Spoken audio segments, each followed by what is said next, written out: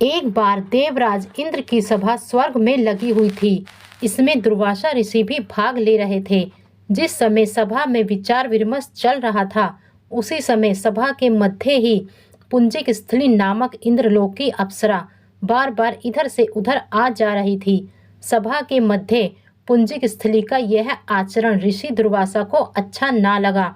दुर्वासा ऋषि अपने क्रोध के लिए प्रसिद्ध हैं। उन्होंने पुंजिक स्थली को कई बार टोक कर ऐसा करने से मना किया, लेकिन वह अनसुना कर वैसा ही करती रही। तो दुर्वासा ऋषि ने कहा, तुझे देव सभा की मर्यादा का ज्ञान नहीं।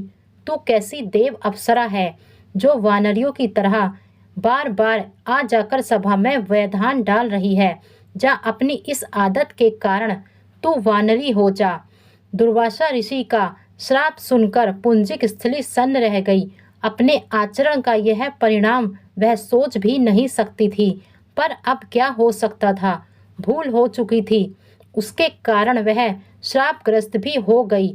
उसने हाथ जोड़कर अनुनय विनय कर कहा, ऋषिवर, अपनी मूर्खता के कारण यह भूल मैं अनजाने में करती रही और आपकी वर्जना पर भी ध्यान ना दिया।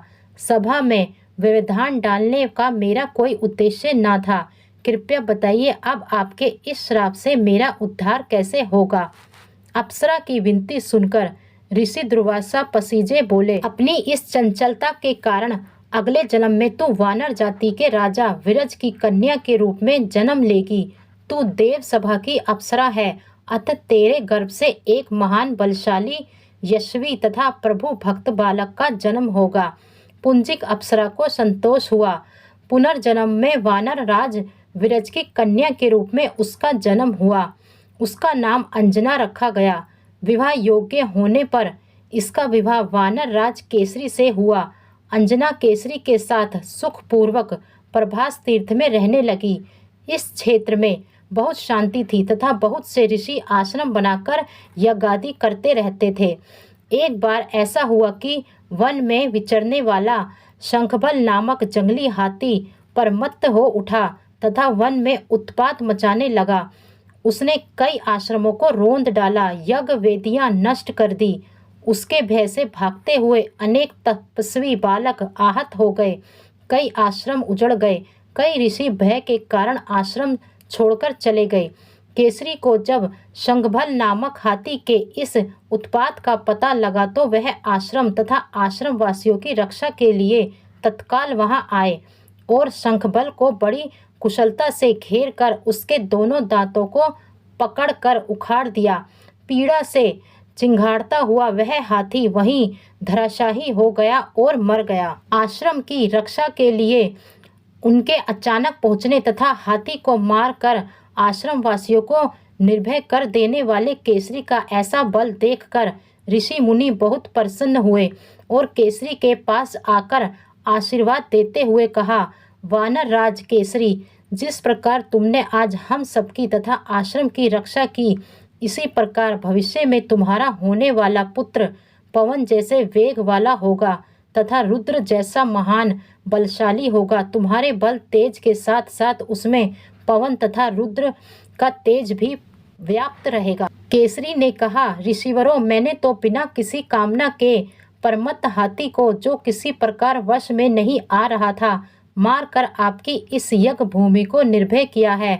आपका दिया यह संवत आशीर्वाद मुझे शिरोधार्य है। केसरी ऋषियों को प्रणाम कर चले गए। समय आने पर अंजना के गर्भ से एक बालक का जन्म हुआ।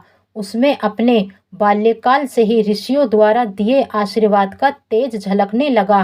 आश्रमों में वह पवन वेग की तरह जहां तहां पहुंच जाता।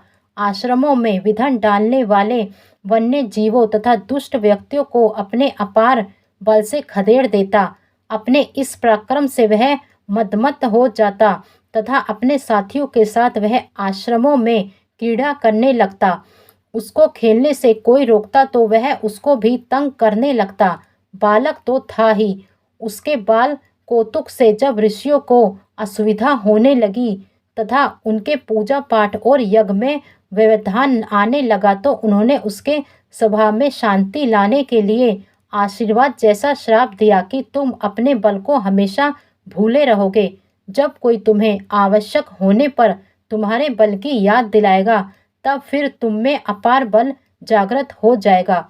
इससे वह बालक शांत स्वभाव का हो गया। केसरी नंदन यह बालक आगे चलकर हनुमान नाम से प्रसिद्ध हुआ। सीता जी की खोज के लिए जब कोई समुद्र पार करने का साहस नहीं कर रहा था और हनुमान भी चुप बैठे थे, तो जामवंत ने हनुमान जी को उनके बल की याद दिलाई।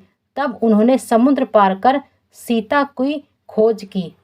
तो दोस्तों, बने रहिए हमारे इस चैनल पर। अगर आपको हमारी कहानियाँ पसंद आ रही हैं तो हमारे चैनल को सब्सक्राइब करें, लाइक करें और शेयर करें। धन्यवाद।